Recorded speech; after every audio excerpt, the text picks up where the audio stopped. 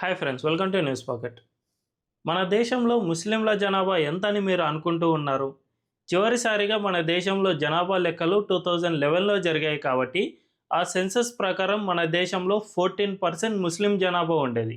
అయితే ఇది 2025 అంటే దాదాపు 15 ఏళ్ళు గడిచిపోయింది. ప్రస్తుతం మన దేశంలో జనాభా లెక్కల్లో ముస్లింల పాపులేషన్ ఎంతో తెలుసా? ఏకంగా 24% పెరిగింది అని కేంద్ర హోంమంత్రి అమిత్ షానే ప్రకటించారు. జస్ట్ 15 సంవత్సరాల్లో 10% ఆఫ్ ఇంక్రీజ్ కనబరిచిందంటే ఇది ఎంత దారుణంగా ఉందో అర్థం చేసుకోవచ్చు. అయితే నిజంగా మన దేశ ముస్లింలు ఈ జనాభా పెరిగి ఉంటే దాన్ని ఎవ్వరూ వ్యతిరేకించలేం. అందరూ దీన్ని యాక్సెప్ట్ చేయాల్సిన పరిస్థితి ఉంటుంది. కానీ ఈ ముస్లిం పాపులేషన్ మన ఇండియన్స్లో కూడా పెరగలేదు. బంగ్లాదేశ్ అండ్ పాకిస్తాన్ ఇలాంటి దేశాల నుంచి మన దేశంలోకి అక్రమంగా వచ్చి నివాసం ఉంటున్న వారి పాపులేషనే ఇంతగా పెరిగింది. తద్వారా మన దేశంలో ముస్లింలందరూ కలిసి 24% పెరిగింది అని కేంద్ర హోంమంత్రి అమిత్ షా కుండ బద్దలు కొట్టి మరీ చెప్పారు. దీన్ని బట్టి చూసుకుంటే మన దేశంలో ఈ అక్రమ వలసదారులు ఎంత పెద్ద సంఖ్యలో ఉన్నారో అర్థం చేసుకోవచ్చు. ఏకంగా 10% అంటే ప్రస్తుతం మన దేశ జనాభా 140 కోట్లు ఉంది. ఈ 140 కోట్లలో 10% అంటే 14 కోట్ల మంది అక్రమ వలసదారులే ఉన్నారు అని మనం ఒక నిర్ధారణకు సైతం రావచ్చు. ఇది ప్రాథమిక అంచనా ప్రకారం ఇంతమంది ఉండొచ్చు. దీనికి కాస్త ఎక్కువైనా కాస్త తక్కువైనా ఉండొచ్చు. కానీ దగ్గర దగ్గర 14 కోట్లు అయితే ఖచ్చితంగా మన దేశంలో అక్రమ వలసదారులు ఉన్నారు అని తెలుస్తుంది.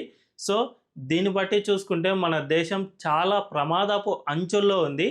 మరి వీరిని తగ్గించడానికి అండ్ వీరిని మన దేశం నుంచి తరిమేయడానికి బీజేపీ అండ్ ఆర్ఎస్ఎస్ ఎలాంటి వ్యూహాలను రచిస్తున్నాయి అనే విషయాలను మనం ఈ వీడియోలో తెలుసుకుందాం. అంతకంటే ముందు ఈ ఛానల్ను రీసెంట్గానే స్టార్ట్ చేసాం. మాకు మీ సపోర్ట్ ఖచ్చితంగా కావాలి. ఈ ఛానల్ను వెంటనే సబ్స్క్రైబ్ చేసుకుని అండ్ బెల్ ఐకాన్ను క్లిక్ చేయడం అస్సలు మర్చిపోవద్దు. ఇక డీటెయిల్స్లోకి వెళ్తే అమిత్ షా చేసిన వ్యాఖ్య చిన్నదేమీ కాదు. ఇది మన దేశ భద్రతకే పెను ప్రమాదంగా మారే వ్యాఖ్యలు ఇవి. ఎందుకంటే ఇప్పటికే సుప్రీంకోర్టులు, హైకోర్టులు చాలాసార్లు చెప్పాయి డెమోగ్రఫిక్ చేంజ్ అనేది దేశ సార్వభౌమత్యానికే ప్రమాదం. దీన్ని జరగకుండా మనం నివారించాలి. ప్రభుత్వాలు వీటిపై కఠినమైన చర్యలు తీసుకోవాలని కోర్టులు సైతం హెచ్చరిస్తూ ఉన్నా మన దేశంలోని కొన్ని రాష్ట్రాల ప్రభుత్వాలు వీరిని అక్రమంగా మన దేశంలో నివాసం ఉండేందుకు వీలు కల్పిస్తూ ఉన్నాయి. వారికి ఆధార్ కార్డులు, ఓటర్ కార్డులు ఇలాంటివి కల్పించి మన దేశంలో విచ్చలవిడిగా పంపిణీ చేస్తూ ఉన్నారు. ముఖ్యంగా బంగ్లాదేశ్కు సరిహద్దు రాష్ట్రమైన పశ్చిమ బెంగాల్లోనే ఇది మొదలైంది. అక్కడి సీఎం మమతా బెనర్జీ తన కార్యకర్తలతో ఇలాంటి పనిని చేయిస్తూ ఉన్నారు. అంతేకాకుండా వాళ్ళందరూ ఇప్పుడు పశ్చిమ బెంగాల్లోనే కాకుండా హర్యానాలోని గిరిజన ప్రాంతాలతో పాటు గుజరాత్, మహారాష్ట్ర, మధ్యప్రదేశ్, అస్సాం, ఇటు హైదరాబాద్లో కూడా చాలామంది అక్రమ వలసదారులు నివాసం ఉంటూ ఉన్నారు. వీరి ద్వారా మన దేశానికి అండ్ మన దేశ పాపులేషన్కు చివరికి ముస్లింలకు కూడా పెద్ద ప్రమాదమే అని అర్థమవుతుంది. ఎందుకంటే ఈ రోహింగ్యాలు మయన్మార్లో బుద్ధిస్టులను తీవ్ర మారణ హోమం సృష్టించి మరి మన దేశంలోకి ఇన్ఫిల్ట్రేట్ అయ్యారు. కాబట్టి వాళ్ళు ఇక్కడ డబ్బుల కోసం ఏదైనా చేసే స్థాయిలో ఉన్నారు ఇప్పుడు. అంతేకాకుండా సుపారీ హత్యలు, డ్రగ్స్ ట్రాఫికింగ్, హ్యూమన్ ట్రాఫికింగ్ ఇలాంటివి చాలా వరకు చేస్తూ ఉన్నారు. దీని ద్వారా దేశంలో శాంతి భద్రతలకు పెను సవాల్గా మారుతుంది. మన దేశ ప్రధానమంత్రి నరేంద్ర మోదీ రీసెంట్గా ఆర్ఎస్ఎస్ 100 years సెలబ్రేషన్స్లో పాల్గొని ఈ అక్రమ వలసదారులపై కీలక వ్యాఖ్యలు చేశారు. వీరి వల్ల మన దేశానికి పెను ప్రమాదంగా మారుతుంది, వీరిని తరిమేయాల్సిన అవసరం ఉంది అని కూడా నరేంద్ర మోదీ తేల్చి చెప్పారు.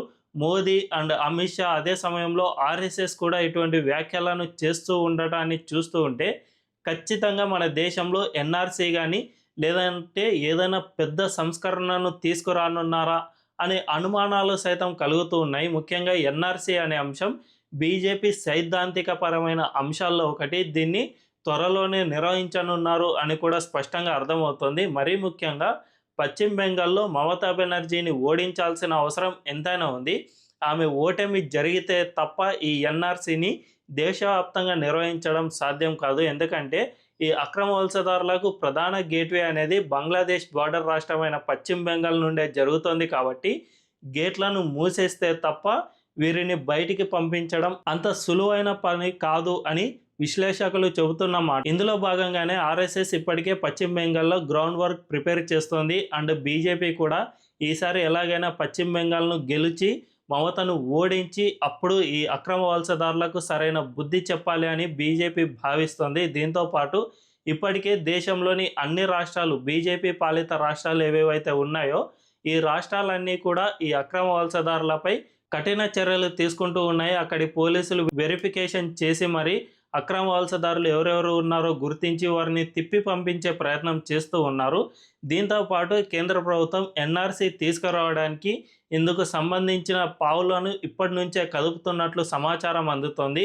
ఈ ఎన్ఆర్సీలో భాగంగా దేశంలో ప్రతి ఒక్క వ్యక్తి నుంచి ఆ వివరాలు సేకరిస్తారు. అతని పూర్వీకులతో పాటు ఈ దేశానికి చెందిన వారా కాదా అనే వివరాలన్నిటినీ సేకరిస్తారు. అతనికి సంబంధించిన భూమి, ఆస్తి వివరాలు ఇలాంటి వాటన్నిటిని సేకరించిన తర్వాత సదరు వ్యక్తి ఇండియనా కాదా అనే విషయాన్ని సైతం గుర్తించి ఆ తర్వాత వీళ్ళందరినీ బయటికి పంపించే అవకాశం ఎంతైనా ఉంటుంది. ఇప్పటికే బీహార్ లాంటి రాష్ట్రాల్లో స్పెషల్ ఇంటెన్సివ్ రివిజన్ లాంటి ప్రక్రియను పూర్తి చేశారు. ఇందులో 66 లక్షల ఓట్లు క్యాన్సిల్ అయ్యాయి. ఇందులో చాలా వరకు అక్రమ వలసదారులవి ఉన్నాయి అని ప్రభుత్వ వర్గాలతో పాటు విశ్లేషకులు కూడా చెబుతూ ఉన్నారు.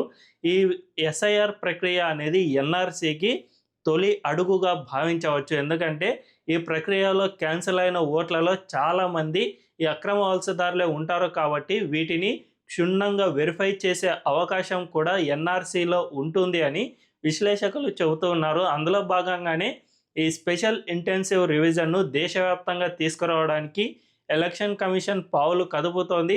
ఇదే కనుక జరిగితే ఈ ఎస్ఐఆర్ ప్రక్రియలో తొలి అడుగు పూర్తవుతుంది.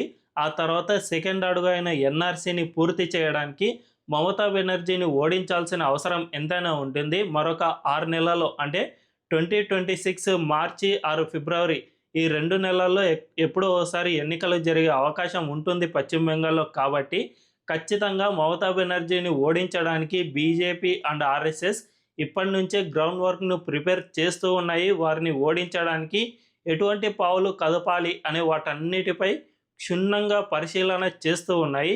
ఇదే కనుక జరిగితే మమతా బెనర్జీ ఓటమి కనుక జరిగితే ఖచ్చితంగా 2027 ఆర్ 2028లో ఎన్ఆర్సీ ప్రక్రియను తీసుకువచ్చే అవకాశం ఉంటుంది.